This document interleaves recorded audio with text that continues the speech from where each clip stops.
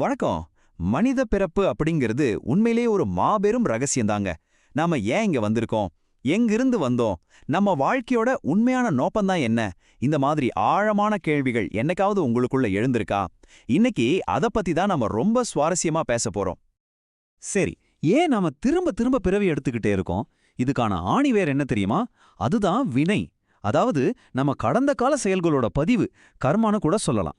இந்த வினைகளால தான் நாம இந்த மறுபிறவி அப்படிங்கிற சுழற்சியில மாட்டிக்கிட்டு திரும்ப திரும்ப பிறந்துகிட்டே இருக்கோம். அடுத்ததா கர்மாவின் இருப்பிடம் மற்றும் ஆன்மாவின் உடற்கூறியல். இந்த கர்மா உண்மையிலே நம்ம உடம்புல எங்க மறைஞ்சிருக்குன்னு பாப்போம்.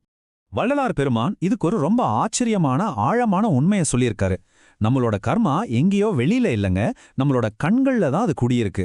ஆமா, நம்ம கண்கள்ல இருக்கிற உயிரை மறைச்சுக்கிட்டு கண்ணுக்கு தெரியாத சூட்ச்ம நிலையில 7 வண்ணத்திரைகளா அந்த வினை பதிவாயிருக்குன்னு அவர் சொல்றாரு. இதை கொஞ்சம் கற்பனை செஞ்சு பாருங்க. நம்ம கண்மணிக்கு நடுவுல ஒரு ஊசி முனை அளவுக்கு ரொம்ப ரொம்ப சின்ன ஒரு துவாரம் இருக்கு. அந்த வழியத்தான் இந்த வினைத்திரைகள் மொத்தமா மூடி மறைச்சுக்கிட்டு இருக்கு.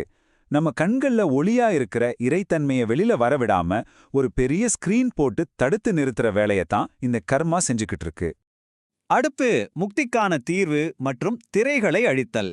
இனி பிறப்பதும் பிறக்காமல் இருப்பதும் நம்ம கையில தாங்க இருக்கு. அந்த திரைகளை எப்படி அழிக்கிறதுன்னு பார்க்கலாம்.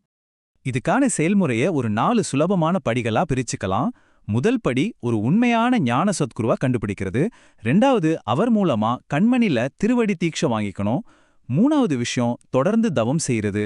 அப்படி நீங்க தீவிரமா தவம் செய்யும்போது உங்களுக்குள்ள ஒரு சுத்த உஷ்ணம், அதாவது தூய்மையான வெப்பம் உருவாகும். 4வது படி என்னன்னா, அந்த வெப்பம் இந்த வினைத்திரைகளை அப்படியே முழுசா உருக்கி கண்ணீரா வெளியில கொண்டு வந்துரும். அவ்வளவுதாங்க, வினைகள் மொத்தமா நீங்கிடும். உங்களுக்கு இந்த திருவடி தீட்சை பெற்று உங்களோட ஆன்மீக பயணத்தை தொடங்கணும்னு ஆர்வம் இருந்தா, இப்போ இங்க கொடுக்கப்பட்டிருக்க எண்களை குறிப்பெடுத்துக்கோங்க. உங்களோட அடுத்த கட்டத்துக்கு தேவையான எல்லா சரியான வழிகாட்டுதல்களும் இதன் மூலமா உங்களுக்கு கிடைக்கும்.